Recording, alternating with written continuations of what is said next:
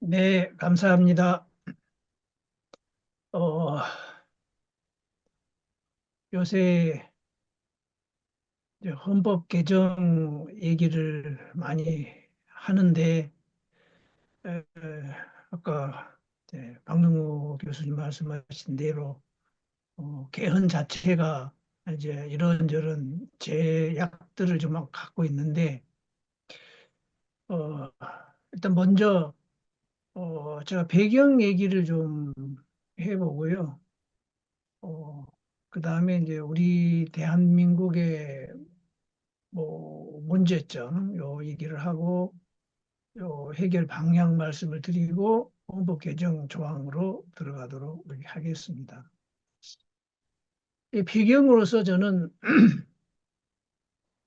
이 헌법이라는 게 하는 역할이 뭘까 이런 생각을 요즘 많이 하게 됐어요.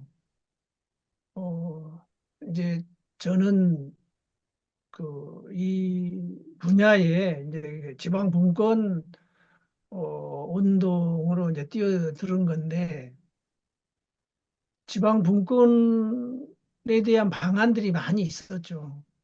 그 대책도 많이 있었고 그런데 결국 이제 최종적으로 귀결이 되는 것이 헌법 때문에 못한다. 헌법 때문에 대한민국의 위기를 어떻게 구해낼 수가 없다니. 결국 헌법이 나라를 살리는 게 아니고 헌법이 나라를 망하게 하는데 방조하는 거 아닌가 하는 심각한 고민을 하기 시작했습니다. 지방자치를 하겠다면서 지방자치의 권한 행사를 완전히 봉쇄하는 헌법. 그러면 이게 사기지 뭐냐. 이런 생각이 들고 그래서 헌법이 하는 일이 뭘까 하는 생각을 한 거죠. 그러니까 지방자치를 하겠다면서 뭘 하려고 하면은 그거 법률에게 물어봐라.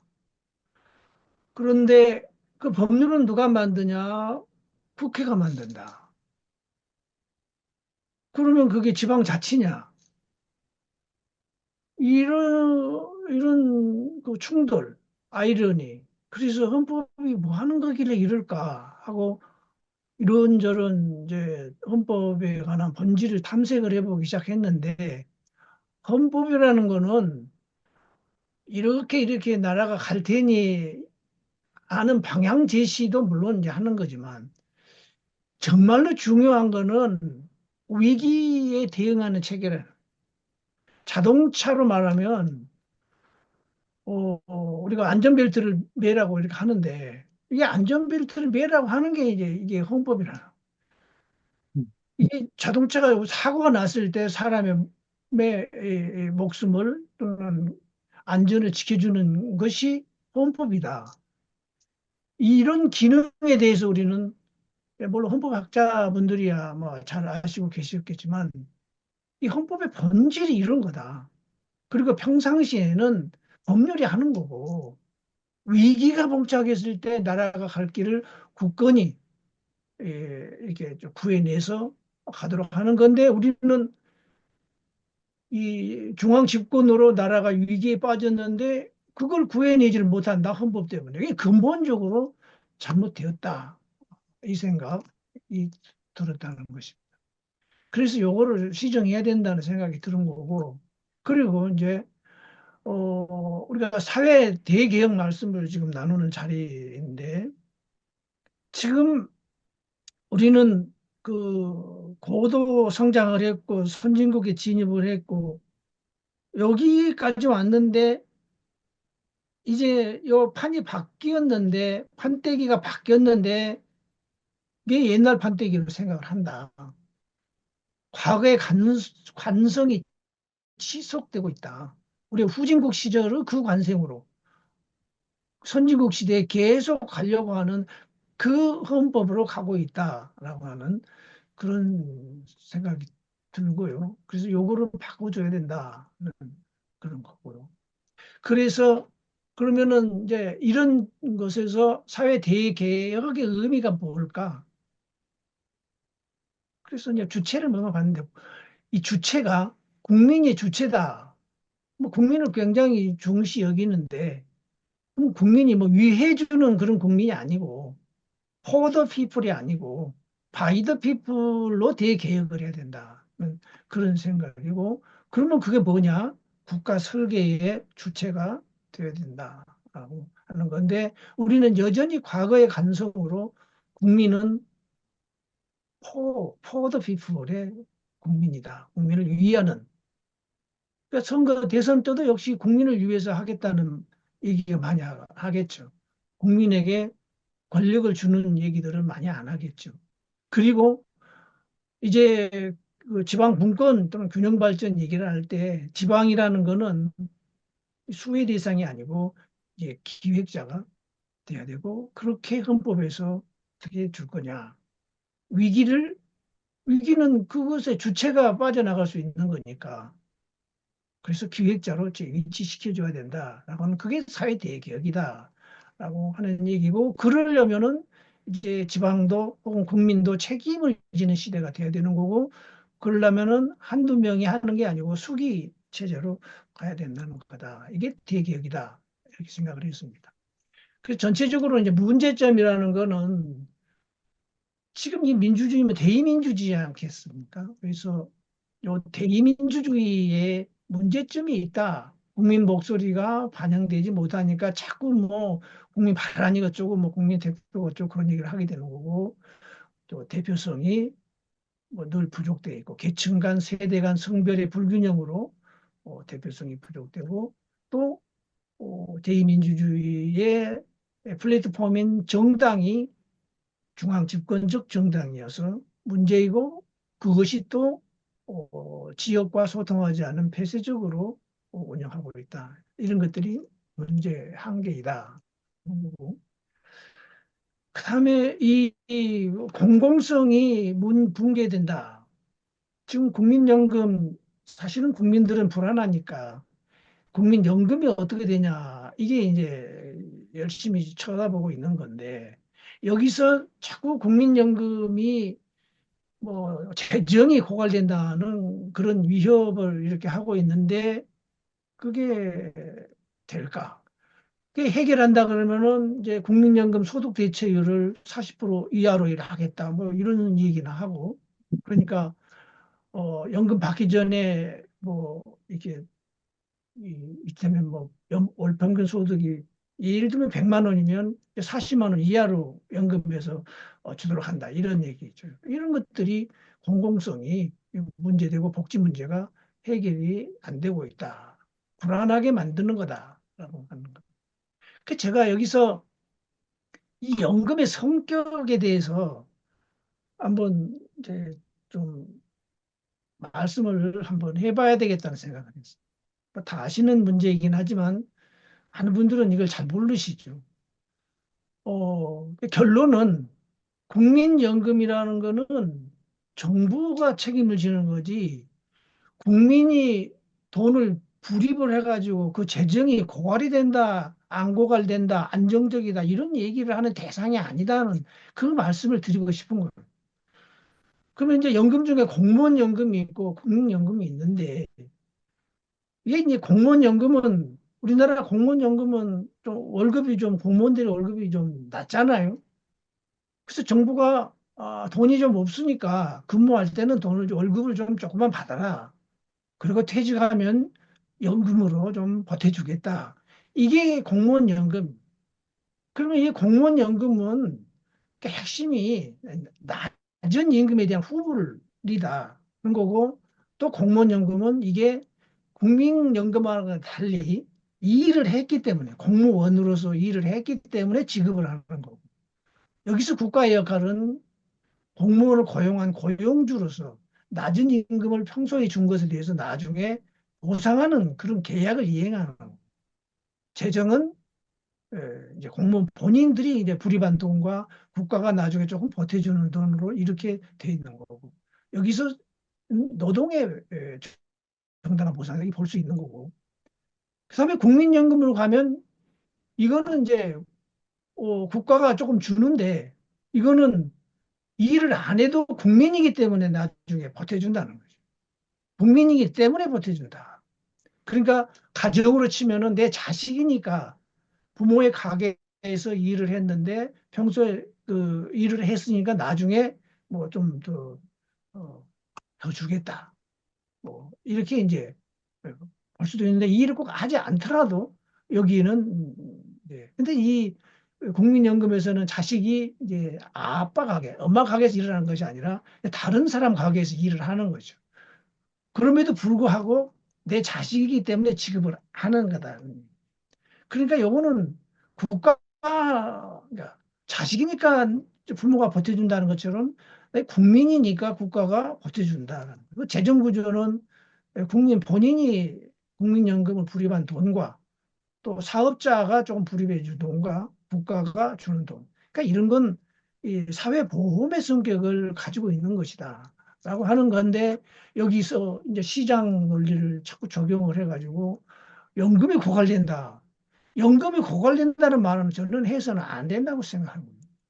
그런 차원에서 헌법에서 이거를 보장을 해줘야 된다 이렇게 생각하고 이제 교육 체계에서도 뭐 다 아시다시피 이제 이 교육 체계는 사교육이 의존도가 심화되는데 사교육이 문제다 그걸로 끝나는 것이 아니라 교육 기회 불평등이 문제가 되는 거고 또 인서울이라고 표현되는 서울 소재 대학에 편중된 지역 불균형이 심화가 되어 있고 그렇게 되면 이제 대학의 질적 차이로 인해서 지역 발전에 문제가 생기기 때문에 요거 문제다. 거고 이제 뭐 이게 정량 평가 뭐 몇 점 이렇게 하는 그것이 이제 창의력을 저하시키는 전체적으로 이런데 얼마 전에 제가 요 표를 어디서 이제 그림표를 우연하게 제가 봤는데 이 한국으로 대별되는 요 이 부분에 있는 사람, 이 국민과 미국으로 표시되는 이쪽으로 있는 사람들의 이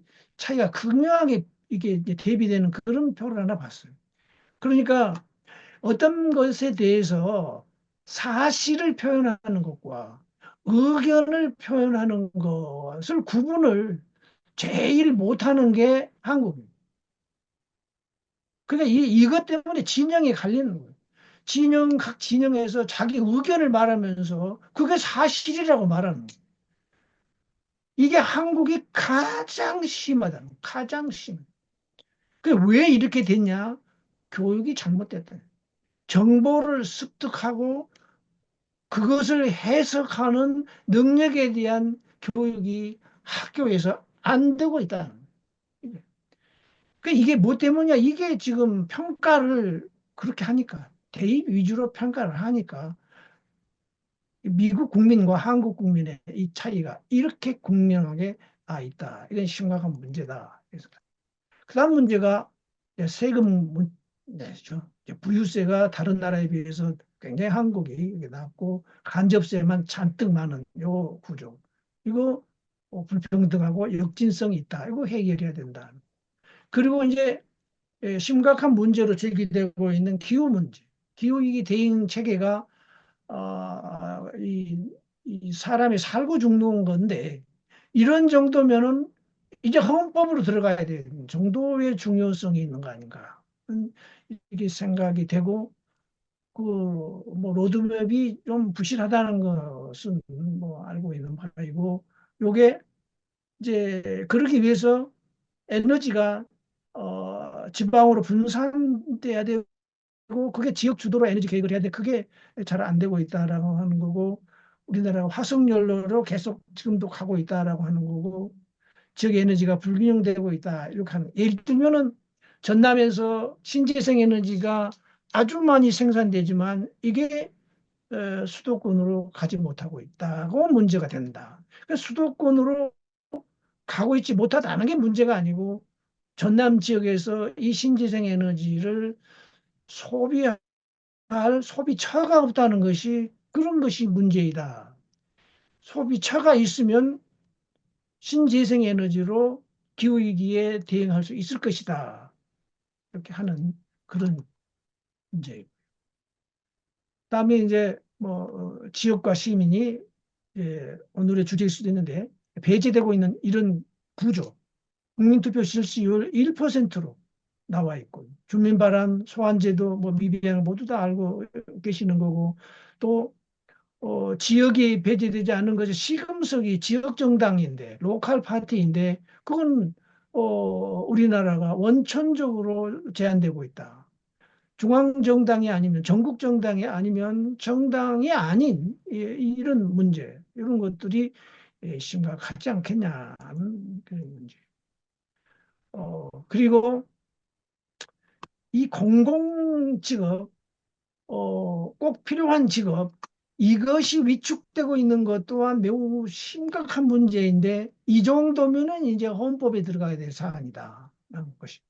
예를 들면 쉬운 일과 어려운 일인데 공적인 일에서 쉬운 일에 대해서는 보상이 크고 어려운 일에 대해서는 보상이 적은 수익의 역정 구조가 공공 부문에 나타나고 있다.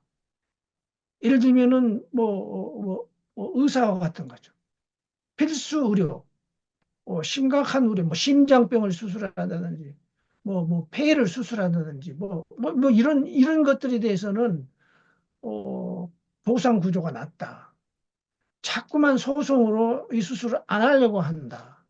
그러니 국민의 생명이 위험해지고 있다.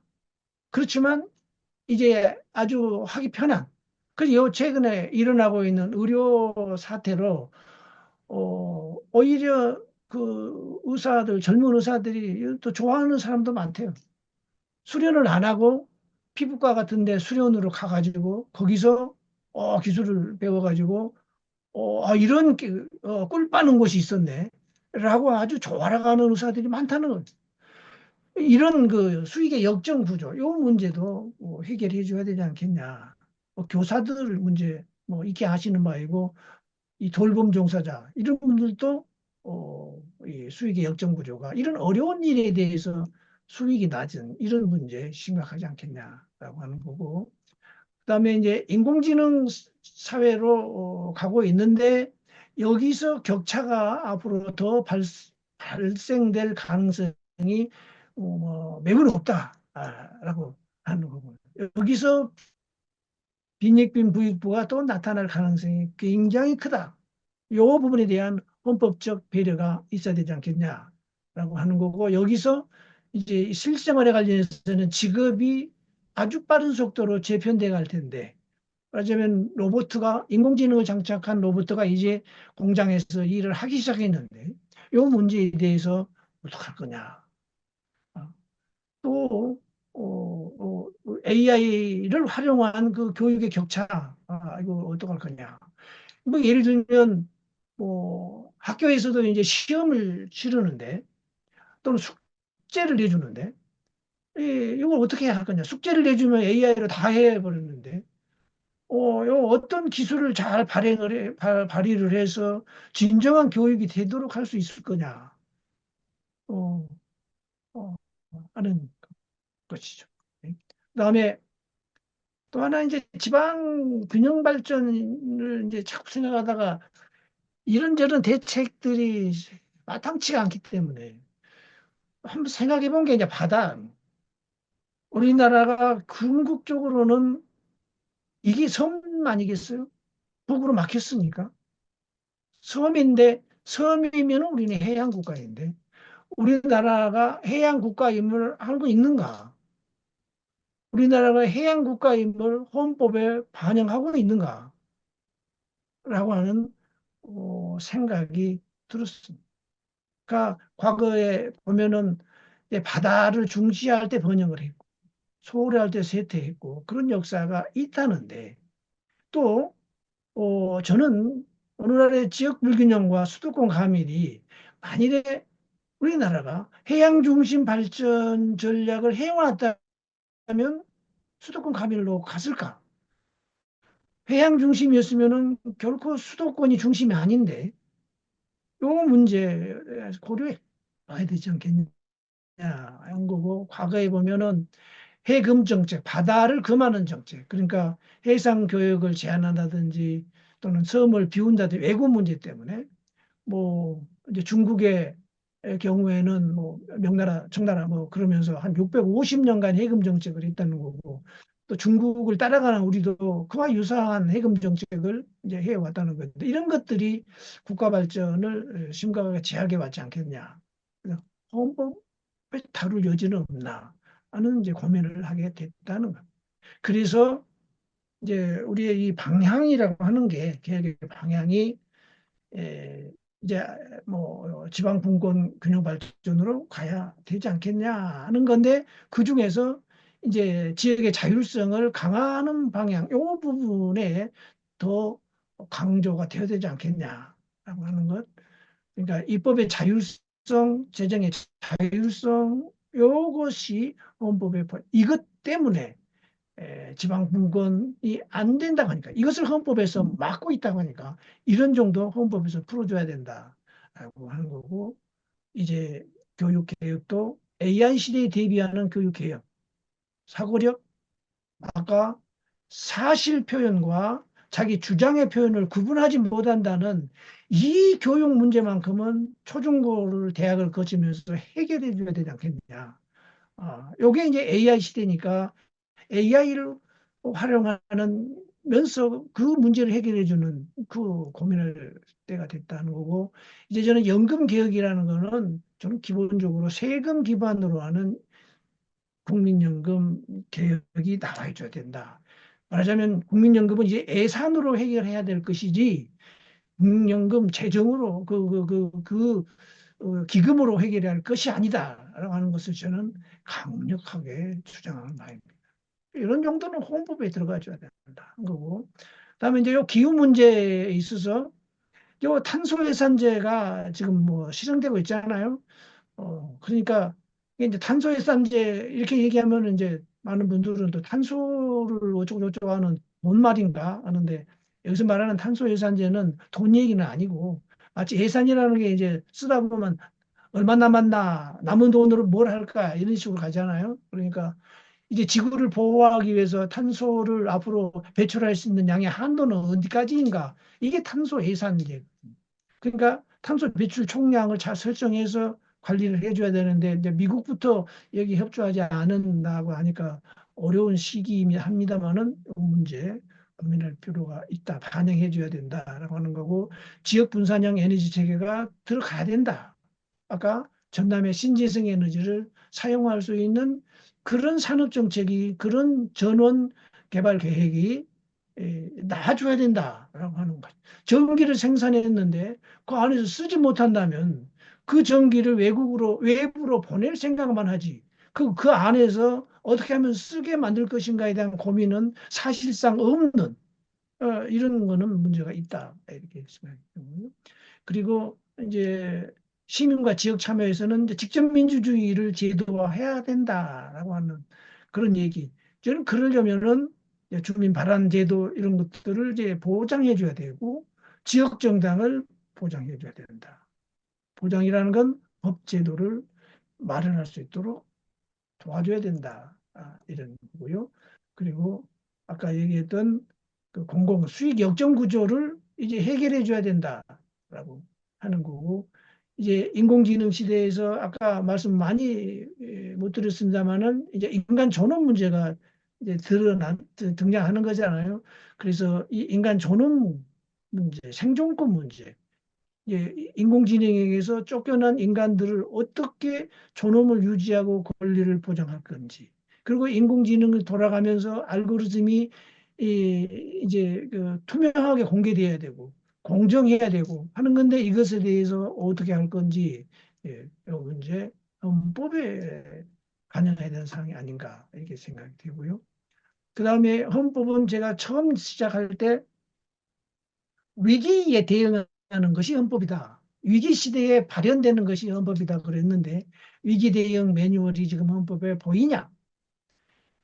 이번에 탄핵 국면에서도 볼 때 과연 이게 국민들을 탄핵 문제로 이 정도까지 불안하게 만들 수 있냐, 헌법이. 이거는 헌법이 탄핵돼야 되는 상황이 온 겁니다. 이게 뭡니까, 이게? 이거는 이제 이런 문제를 해결해 줘야 된다라고 하는 것. 그리고 비상사태 권한이 애매모호한 이런 것들. 그리고 헌법이 이제 권력의 분산, 헌법기관의 독립성이 허술한데, 예, 그러다 보니까 헌법기관이 정치화가 돼.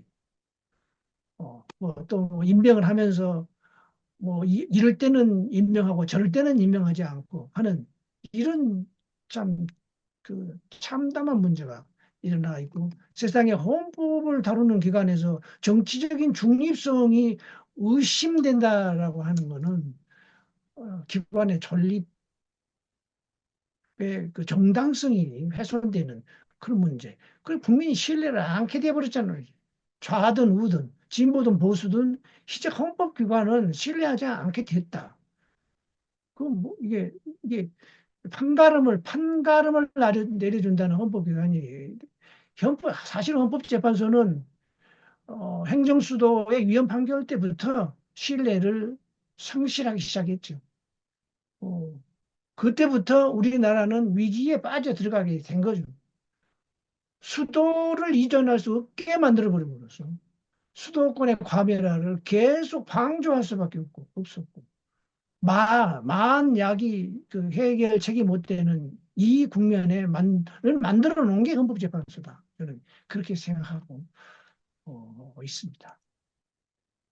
그래서 이제 여기서 얘기했던 이제 미래지향적 헌법이 또 돼야 되는데 기후 문제, 또 AI가 들어서면서 인간다운 요 문제, 또 지역의 자율성을 주는 분권과 균형의 문제, 어, 그리고 이제 디지털 공정성, 디지털에 대한 접근성이 계층 간에 또는 지역 간에 또는 남녀노소 간에 어떻게 에, 공정하게 되도록 보장해 줄 것이냐 또는 노력을 할 것이냐 이런 문제들. 그래서 이제 헌법 개정안 얘기를 좀 보이는데요. 제가 보니까 이제 국민투표법이 개정이 돼야 뭐 헌법도 개정된다 뭐 이런 얘기들이 있길래 여기 이제 써본 거고요. 그다음에 이제 이 입법권 구조에 있어서 우리는 뭐 주권은 국민에게 있고 권력은 국민으로부터 나온다. 뭐 맨날 이런 얘기는 하지만 그 어, 국회가 권력을 끄떡하면 국회는 이 국회를 능멸했다는 얘기를 자꾸 하잖아요. 국회의원들이 할 말 없으면 그게 그 국민들을 로부터 위임받은 기관이라는 거. 국회의원들이 주인이 아니라는 거는 명백히 헌법에 해줘야 되지 않겠냐. 그렇지 않고서는 국회의원들이 그 기고만장함을 그대로 두고 볼 수밖에 없지 않겠냐. 이런 문제 명확하게 해주자라고 하는 것이고 직접민주주의 우리가 맨날 말만 했는데 이것이 정말로 가능하도록 헌법에 이런 조항을 만들어줘야 된다는 거고 이제 뭐 우리나라 국회 만들 때부터 상원제, 하원제, 양원제를 생각하면서 그 국회 설계를 했다고 하던데 그만큼 필요성을 느꼈다고 하는데 이 상원의 지역 대표성을 갖는 그 상하원 제도를 도입할 때가 됐지 않았냐. 그래야 지방의 지역의 의견이 예, 들어가지 않겠냐. 거고 이제 뭐 수도권 의원들이 이제 비수도권 의원들 수를 이제 초과해버리고 말았고 인구뿐만이 아니라 인구의 수도권 인구가 비수도권 인구를 추월하면서 당연히 이제 국회의원 수도 초월해버렸고 비례대표까지 합해버리면 이제 압도적으로 수도권 사람들이 에, 이 이제 비수도권 의원들을 초과해버리는 상황이 왔고 GTX의 그 특혜계가 들어가는 요 상황도 그때 당시 그것을 다루는 상임위원회 의원들의 대부분이 수도권 의원이었다고 하니까 이 수도권 의원들의 이 전횡을 막을 방법이 없다. 이제 양원제를 도입하지 않을 수 없다라고 하는 거고 이번에 뭐 절실하게 그것이 대통령제에 대한 권한 요 보완을 좀 해줘야 되지 않겠냐. 요거는 뭐 이제 제가 이렇게 한 건데 대통령은 외교안보, 총리는 내정 뭐 논란이 있겠습니다만은 좀 그렇게 일단 써봤습니다. 그리고 이제 헌법 개정, 지방 분권, 균형 발전 이제 저는 주로 이런 쪽을 많이 그동안에 이제 공부를 해왔는데 우리가 흔히 이제 지방 정부에서 만드는 조례가 이제 법률의 범위 안에서 조례를 정하라. 이게 문제라고 이제 뭐 말씀들 많이 하시거든요. 그런데 저는 그래서 이제 법률에 위배되지 않는 범위로 바꿔달라, 헌법에. 이런 주장들을 많이 하시던데 저는 그보다 더 넓혀서 그냥 헌법에 위배되지 않으면 된다. 이 정도로 해야 되지 않겠냐는 이제 생각이 좀 들고요. 뭐 지역 정당을 좀 이제 헌법에서 허용해달라 이런 얘기이고 아까 제가 얘기했던 해양 국가로서 선언을 해줘야 된다. 뭐 북한이 실질적인 국가로 인정이 된다면 그 문제가 남아 있는 거지만 현실적으로 우리나라는 해양 국가다라는 것을 알아야 된다. 그렇다면 이 헌법에도 우리나라가 해양국가임이 선언돼야 된다.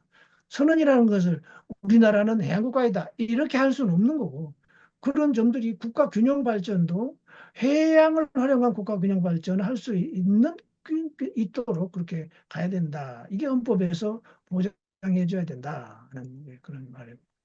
다음에 사회보장 요 부분에 가서는 이제 이 이제 국가가 연금 이런 것들이 이제 국가 책임이다라고 하는 말씀을 거듭해서 제가 하고 있는 거고요. 어, 세대 문제, 뭐 청년 문제 이런 문제도 이제 해야 되는 거고, 조세 문제 뭐 이건 이제 익히 아시는 문제들. 그다음에 교육 요 문제도 제가 자주 앞에 이제 말씀을 좀 드린 거고요. 그다음에 기후 요 문제도 이제 어, 기후 위기에 대응될 수 있는 탄소 배출 제도가 정말로 작동할 수 있도록 보장해 줘야 된다. 이를테면 신재생 에너지에 종사하는 그런 사람들이 이제 수익 구조를 공공성에 그러니까 기후 위기 문제의 해결에 동참하는 집단이라고 볼 수 있는데 이제 그분들에게도 수익 구조를 보장할 수 있도록 탄소 배출 총량 예산 제도를 확실하게 에, 이, 자- 작동하도록 해줘야 된다라고 하는 거고 이제 공공직역이 쉬운 일은 수익이 높고 어려운 일은 수익이 낮은 요것을 해결할 수 있도록 보장 제도적으로 재정적으로 지원을 헌법에 보장을 이렇게 해줘야 된다라고 하는 것입니다. 그리고 이제 그러니까 인공지능 시대에 헌법 얘기를 했는데 그럼 어떻게 그걸 하면 되냐? 이런 정도는 돼야 되지 않겠냐? 인공지능 기술의 개발과 활용은 인간의 존엄과 기본권을 침해하지 않은 범위 내에서 이루어져야 되고 국가는 이를 보장할 헌법적 책임을 진다. 이런 정도 얘기가 돼야 되지 않겠냐 하는 거고 헌법재판소 개선 방안에 대해서는 어, 저거는 저 개인의 의견은 아니고요. 그동안에 많이 얘기되고 있던 것들 모아가지고 정리를 이렇게 이제 해본 겁니다. 그래서 제가 뭐 독특하게 주장하는 것은 없고요. 뭐 이제 모두들 동의할 수 있는 그런 얘기들을 좀 모아봤습니다. 그리고 이제 아시다시피 오늘 이재명 전 대표가 대선 출마 선언을 이제 하셨던데 그것을 보면 제가 지금까지 말씀드렸던 내용과 일치하냐, 일치하지 않냐, 그래서 한번 살펴봤어요, 오늘 아까. 이제 네 가지로 얘기를 하시더라고요. 뭐, 우리나라가 K 그러는데, 이게 K 이니셔티브 아니냐, K 주도권이 있는 거 아니냐. 지금 세계가 그렇게 되지 않겠냐. 이제는 뭐, K 민주주의도 하겠다. 뭐, 이제 이런 얘기고, 이제 경제 성장 정책으로 가도록 하고, 그러기 위해서는 기술 연구 개발 투자가 굉장히 중요하고 그것이 찰산해집니다. 경제 활성화를 최우선으로 하겠다. 뭐 이렇게 했고 약자들의 를 중시하겠다. 외교를 우리는 뭐 이념이 아니고 실용적으로 외교를 하겠다. 이런 정도 그냥 러프하게 말씀을 하신 거고요.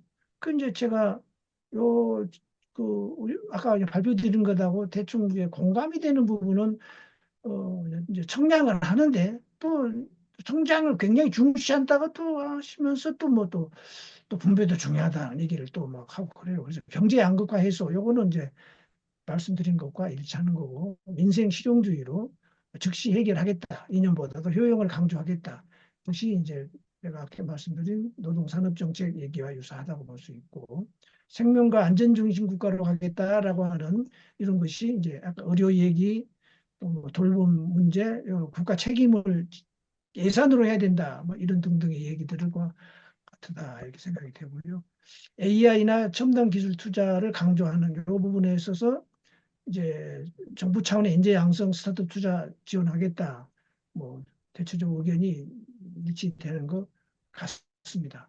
근데 이제 일치하지 않은 부분 혹은 아직 등장하지 않은 부분이 아마 나중에 또 본격적으로 발표를 이제 하겠지만 헌법 개정 자체는 조금 이제 좀 소홀한 것 같고 권력구조 개편에 대한 얘기도 뭐 이제 아직 등장하지 않고 있다고 봐지고 지역 불균형 요 문제 등장하지 않은 것으로 봐지고 연금개혁, 조세개혁 어떻게 하겠다라고 하는 얘기가 구체적으로는 잘 연결이 안 되고 기후위기, 생태재난 요게 사회 대계획을 하는 근본적인 이 부분은 잘 건드리지는 아직 않은 것으로 보인다.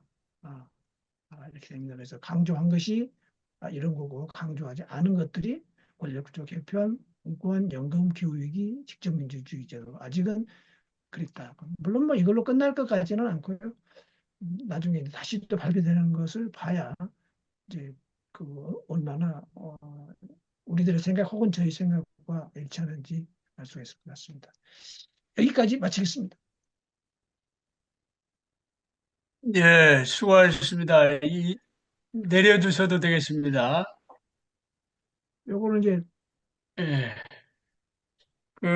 우리 이민호 교수님은 전공이 경제학이신데,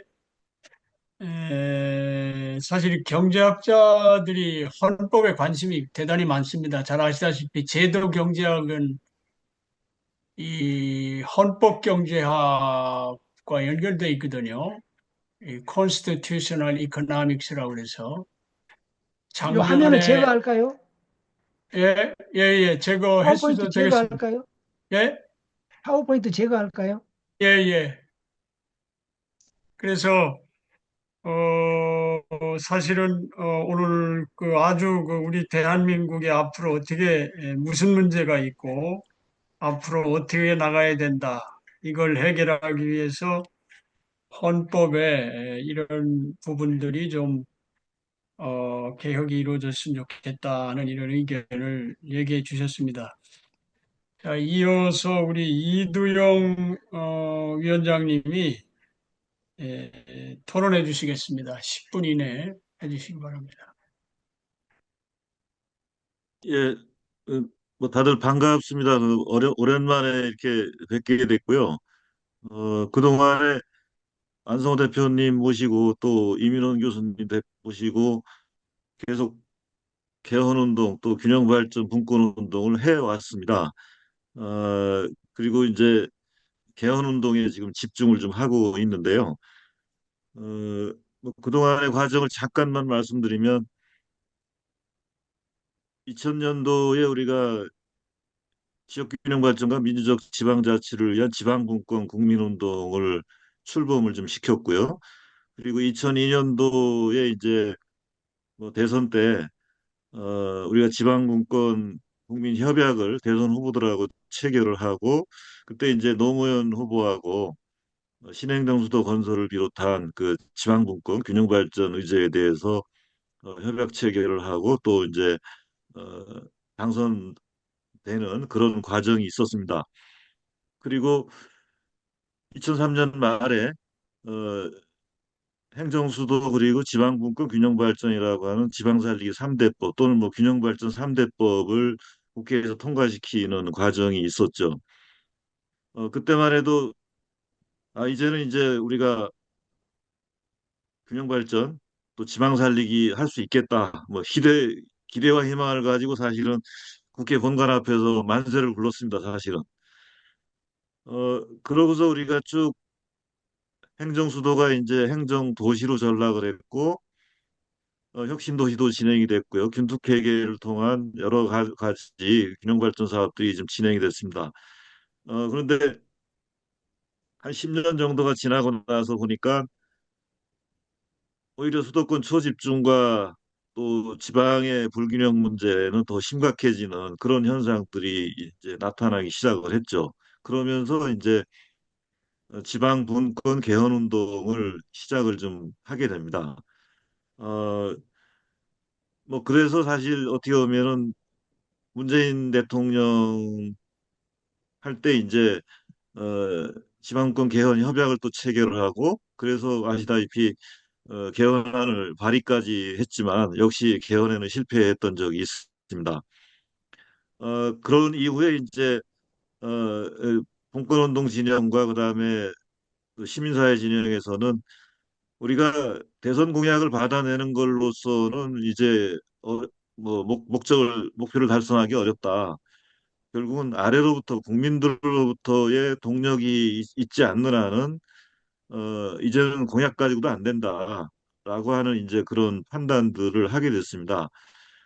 그러면서 이제 국민주도 개헌 운동을 이제 시작을 했고 또 아시다시피 이번에는 윤석열 그 즉각 파면 그리고 사회 대개혁 비상행동이라고 하는 게 출범이 좀 이루어졌는데요. 요 흐름에 대해서 잠깐만 말씀드리면 정치에 대한 실망과 불신이 작용이 됩니다. 특히 촛불혁명이 미완으로 그치는 이런 그 상황들이 이제 발생되면서 정치권에 이제 맡겨둘지 말자. 어, 이제는 국민들이 나서서 어, 이 사회 대개혁 또는 개헌 의제를 제시하고 그것을 관철시키는 운동을 해야 되겠다. 라고 하는 이제 그 과정들이 진행이 되고 있다라고 보시면 될 것 같고요. 그래서 지금 이제 이름이 바뀌었습니다. 내란 종식과 사회 대개혁 비상행동 이렇게 현재 이렇게 전환을 했는데 이제는 다시는 좀 죽소서 개주지 말자. 이게 지금 비상행동에서 가지고 있는 생각입니다. 그리고 우리 개헌운동 진영에서도 마찬가지입니다. 이제는 38년 동안을 헌법 개정을 단 한 글자도 하지 못하고 있는 정치권에 맡겨뒀더니 이런 상황이 됐다. 이제는 우리가 나서야 된다라고 하는 것이 이제 하나의 흐름이다라고 보시면 될 것 같고 이제 국민들이 나서서 직접 주도하자 하는 거죠. 저희 이제 개헌운동 쪽에 대해서 잠깐 말씀드리면 저희도 사실은 처음에는 국민주권 지방분권 균형 발전을 위한 개헌국민연대를 만들어서 한 4년 전부터 활동을 좀 해왔습니다. 그러다가 이거 가지고는 안 되겠다 해서 국민주도 개헌 만민공동회라는 것을 만들었습니다. 그 이유는 비수도권에 어떤 어, 비중을 둔 그런 자원 가지고는 어렵겠다 해서 수도권에 있는 자원들과 함께 모여서 이제 조직을 또 만들었던 거고요. 그것만 가지고 또 안 되겠다 싶어서 이제 지금 현재 제가 활동하고 있는 게 국민주도 상생 개헌 행동이라고 하는 조직입니다. 이 조직은 이제 전국 단위의 조직이라고 볼 수 있는데 개인 결합 방식이지만 여러 단체들의 대표들을 맡고 있는 또 여러 그 운동 주체의 대표들을 맡고 있는 분들이 이제 활동가들하고 전문가들이 참여하고 있는 이런 조직이라고 볼 수 있습니다. 여기에 제가 좀 중요한 그 포인트는 어차피 지금 국회에서도 개헌이 이루어지려면은 3분의 2가 찬성해야 됩니다. 지금 그것을 하려면은 결국은 민주당 가지고도 안 되는 거죠, 이제. 국힘의 일부가 동조를 하거나 참여를 해야 되는 이런 상황이 있다라고 하는 거고요. 그다음에 과거에 이제 우리가 개헌 운동을 하면서 보니까 뭐 특히 그 기독교 일부 그 이 세력들의 경우에는 우리가 지방분권 얘기할 때 연방제 수준의 지방분권 얘기하면 무조건 이거는 고려연방제를 얘기하고 읍면동 자치를 얘기하면 인민위원회를 얘기하면서 아주 극단적으로 그 이 개헌을 반대하는 또 왜곡시키는 이런 이제 세력들이 있습니다.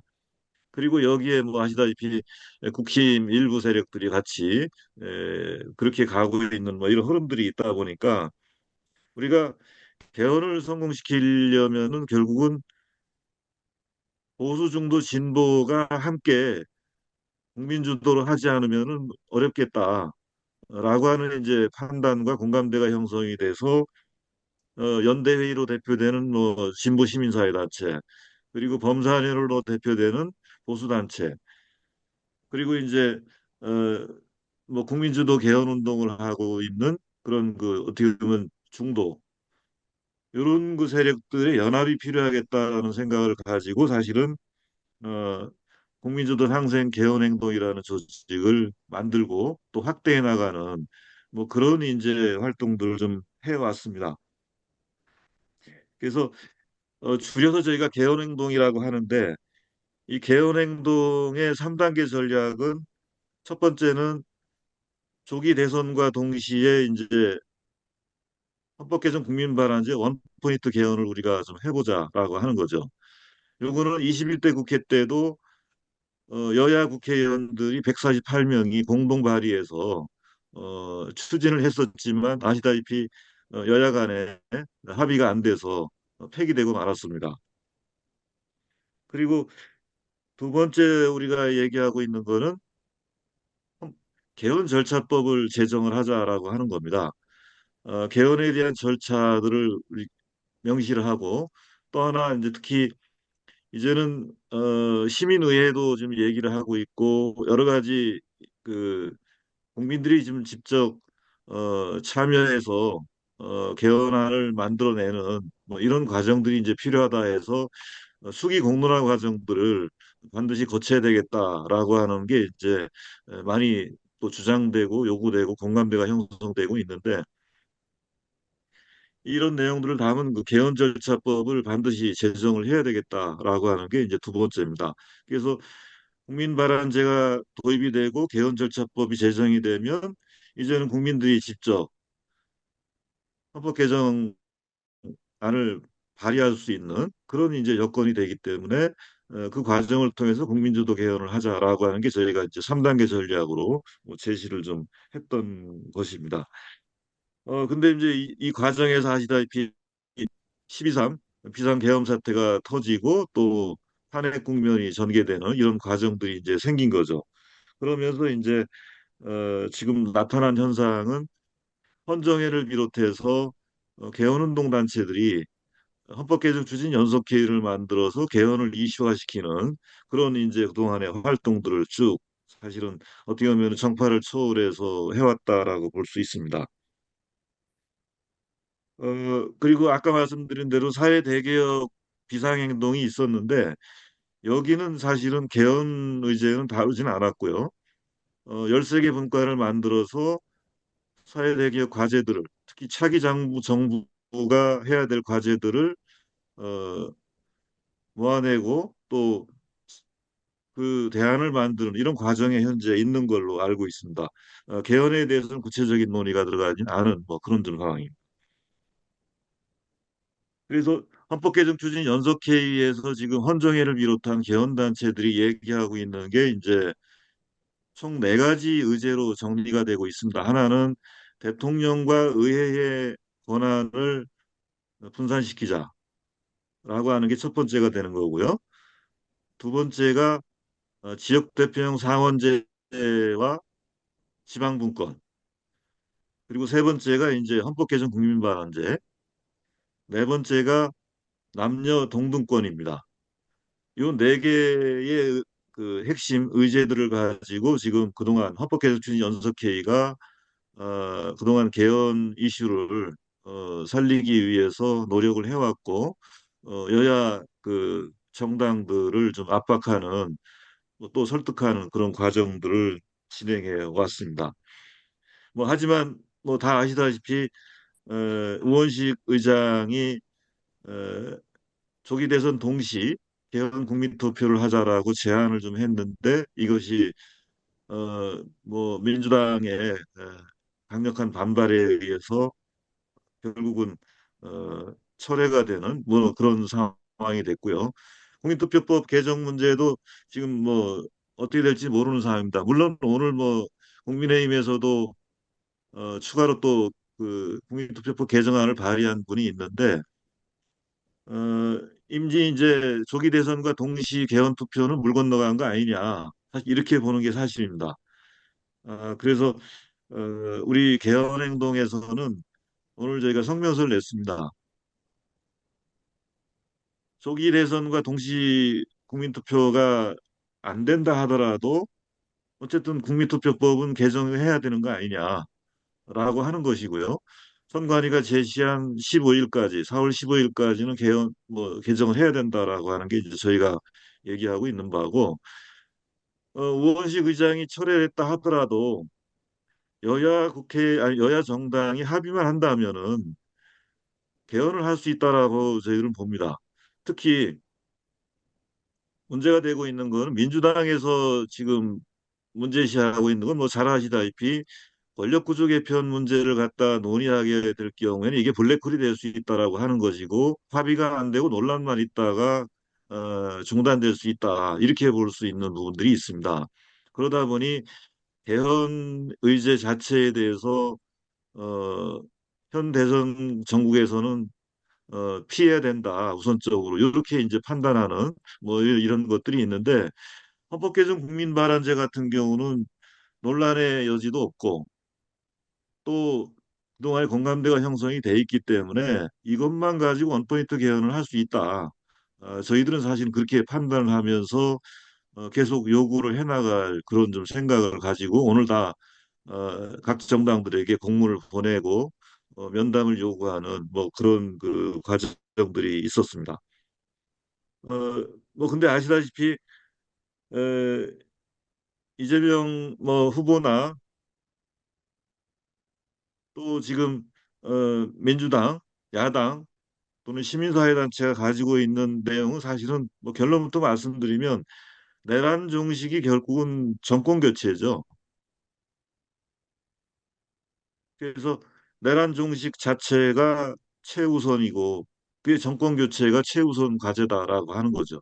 이것이 우선인데 여기에 다른 어떤 어, 이걸 희석시키는 이런 것은 뭐 절대 지금 받아들이기 어렵다라고 하는 게 지금 현재 그쪽의 분위기입니다. 이제 그러다 보니 개헌 의제가 전혀 낄 수 없는 밀리고 있는 뭐 그런 좀 상황인데요. 결국은 뭐 내란 세력 대 어, 민주 민주 개혁 세력 뭐 이렇게 가는 그런 상황에서 어떻게 보면은 헌법 개정이라고 하는 거는 거의 설 자리가 없어지는 매우 그런 좀 상황이 되고 있고요. 사회 대개혁 과제조차도 제가 볼 때는 이번 대선 기간에는 공론화되기 어렵다. 뭐 그렇게 봅니다. 거의 뭐 전쟁 수준의 진영 간 싸움으로 가지 의제를 가지고 뭐 논의하는 그런 분위기는 되지 않을 거다. 뭐 그렇게 좀 생각을 합니다. 뭐 그래도 뭐 저희들은 어쨌든 그 결국은 대선 공약을 요구하는 뭐 4월 15일까지는 원포인트 개헌을 계속 얘기는 하되 안 되면 이제 공약을 요구하는 뭐 그런 과정으로 갈 수밖에 없다. 이제 저희는 그렇게 보고 있는데요. 좀 많이 좀 답답한 상황입니다. 답답한 상황이고 이민원 뭐 교수님이 발표한 내용에 대해서는 쭉 계속 뭐 제가 흐름을 같이 해왔기 때문에 제가 다시 달리 뭐 말씀드릴 수 있는 내용은 없습니다. 그냥 공유하는 차원에서 제가 지금 현재 개헌운동 또는 사회 대개혁운동 같은 현황에 대해서 말씀을 좀 드렸고요. 지금 아마 지금 비상행동도 뭐 그런 수준으로 지금 가지 않겠냐는 생각이고 뭐 잘 아시다시피 비상행동과 야오당이 협약을 체결했지 않습니까? 그래서 그 정권 교체를 최우선적으로 그래서 후보 단일화를 아마 추진할 거라고 좀 보여지고요. 그리고 지금 사회 대개혁 과제를 차기 정부가 반드시 받아서 해야 된다라고 하는 거고 공동 정부를 구성하는 것으로 이렇게 좀 뭐 제가 볼 땐 가는 것 같은데 야오당이 모두 후보를 단일화하는 것이 관건이라고 볼 수 있는데 아시다시피 모든 정당들이 다 후보를 내겠다라고 지금 현재 그런 입장을 가지고 있고 결국은 그 속에서 서로 밀고 당기고 하면서 지분 싸움하지 않겠는가 뭐 이런 좀 생각입니다. 그래서 시민사회단체가 압력을 넣어서 결국은 야당의 후보 단일화를 뭐 이뤄내는 뭐 그런 과정으로 가지 않겠나 뭐 저렇게 예상을 하고요. 어, 저희들 입장에서는 어쨌든 어렵지만 헌법 개정을 밑바닥부터 공론화하고 또 요구하는 그런 차원에서 개헌행동 국민위원이라고 해서 우리가 1,000명에서 10,000명까지 모집해가지고 읍면동 단위에서 개헌 원탁회의 또는 뭐 시민의회 이런 것들을 좀 하면서 개헌을 좀 이슈화시키고 또 관철시켜내는 뭐 그런 운동을 저희들은 좀 추진을 좀 하고 있습니다. 하지만 뭐 여전히 어렵다라는 말씀을 좀 드립니다. 뭐 이 정도 네. 말씀드리겠습니다. 예,